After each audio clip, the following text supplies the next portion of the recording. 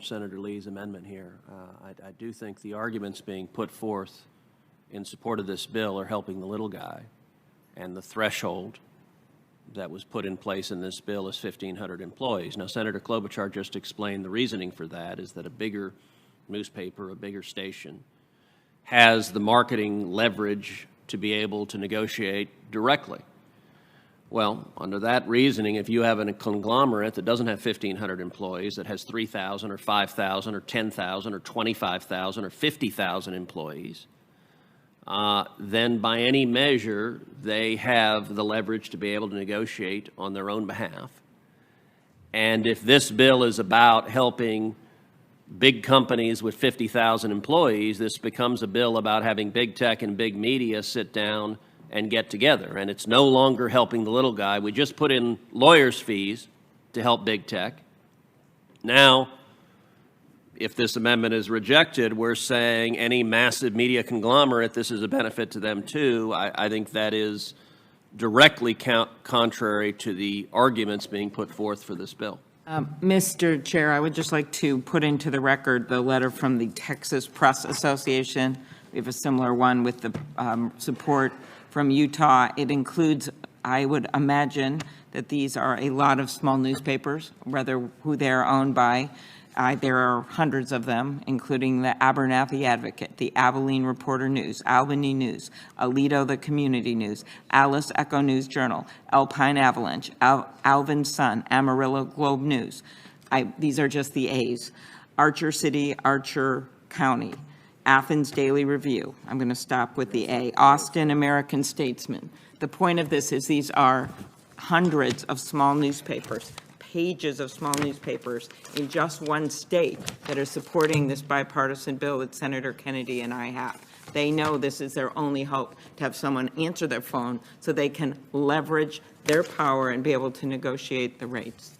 And Surely we have Senator one for Klobuchar every is, single state. Surely Senator Klobuchar is not suggesting that this. Well, Mr. Chairman, this is my non-legal interpretation. And the way the bill is drafted, it would not apply to the Washington Post, for example. It will not apply to the New York Times, for example. It will not apply to the Wall Street Journal, for example. It would apply to everybody else. And in the broadcast industry, with Sinclair, and they're not the only ones, owning many stations. Sinclair would be covered by this bill. So the 1,500 employee standard does not apply to Sinclair Broadcasting? That's correct. That's my understanding. The national TV networks are also carved out, to make very clear. It doesn't apply to them either. I've seen that. Okay. Any other questions or comments to be made before we ask for a vote? So the question is on the adoption of the amendment. Let me get the exact number. 22A50. And all those in favor of the amendment say aye. Aye. Opposed, no? No. The opinion of the chair, the noes have it, and the amendment is not adopted. Are there any other amendments to be offered? Senator Cruz. Mr. Chairman, I call up my amendment, HEN 22775. As we have discussed previously in this hearing, censorship is becoming more and more blatant on the internet. Big tech is more and more naked in silencing the voices with which they disagree.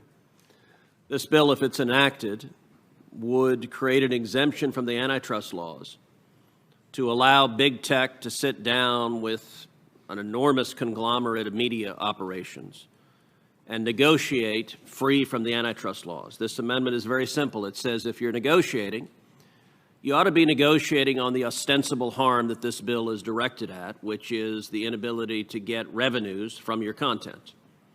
You should not be negotiated on content moderation and how you're going to censor substantive content. So this bill simply says the topic of discussion when the two sides get together can't be censorship. It should be ad revenues, which is what all of the discussion of this markup has focused on, that if they do engage in collusion of two cartels getting together and engaging in blanket censorship, that does not fall within the protection of this bill. And I would urge the adoption of this amendment. Thank you. Senator Cruz's amendment would eliminate the exemption from the antitrust laws if anyone is involved in the joint negotiation even discusses content moderation. The bill is not about content moderation. I said this in response to Senator Padilla this morning, coming from a different angle, say it to you today. In fact, the bill actually includes several provisions to ensure that the bill is content neutral. The bill requires payment for content that is already being accessed by the dominant platforms. It does not require or implicate display of content in any way.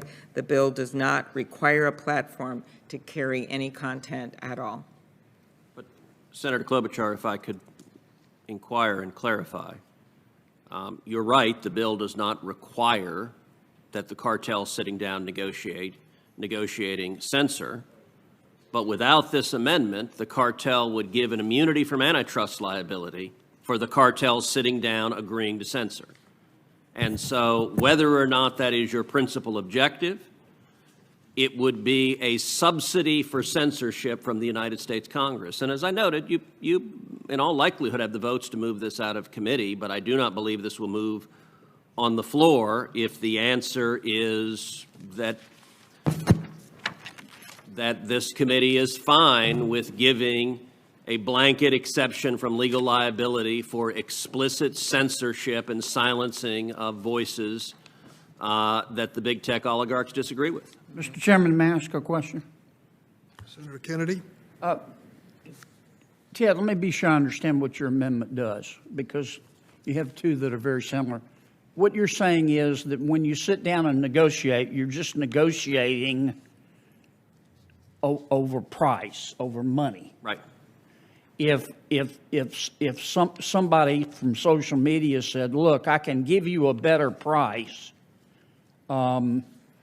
if you would work with me more on changing your content. Or it doesn't even have to be connected to price. If they sit down and say, let's all agree to come together and silence the following voices. Without this amendment, that there would be no antitrust liability for that collusion of a cartel. Otherwise, there would arguably be antitrust liability. I don't have any problem with that. Senator Kennedy, I'm sorry. This amendment essentially gives platforms a get-out-of-jail-free card by presenting an obvious opportunity for gamemanship in the negotiation. But I don't understand why. Since news outlets depend on the antitrust exemption, while the covered platforms do not, the platforms could then raise content moderation at the first opportunity in an attempt to avoid the joint negotiations. So. Well, no one faces liability for the conduct of others, and what this amendment would do is it would say when the cartels sit down and negotiate, they'd say, we're not going to discuss censorship, we're going to discuss price. And, you know, under your theory, by the way, I have another amendment to eliminate Section 230 immunity for censorship too, so we could solve the big tech problem on that side too if we wanted to, but there's no argument that the newspapers would suddenly be liable because Google walked in and screamed censorship. Like, you're only liable for your own conduct, and this simply says if your conduct extends to censorship, there's not an immunity from this bill for that activity. As I appreciate it, Mr. Chairman. Yes, I'm okay about talking? Yes, Senator Kennedy. As I appreciate it, Senator Cruz and Senator Klobuchar, what it's saying is that the only issue on the table in the negotiations and the arbitration is the amount, if any, that social media will pay for the content, creative content produced by the newspaper. That if somebody walks in here and into the negotiations and winks and says, I can give you a better price here, but I sure don't like your politics, they can't do that. That's exactly right. Okay.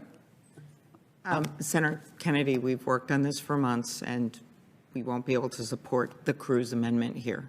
So I'm hoping we could talk about this in the future, but if this is in it, we can't support the bill. Well, I guess, first, this is a new experience. We actually have democracy in action where we have a debate here. And I don't understand why. I mean, I just, to me, the issue is supposed to be about money. and not about moderating content.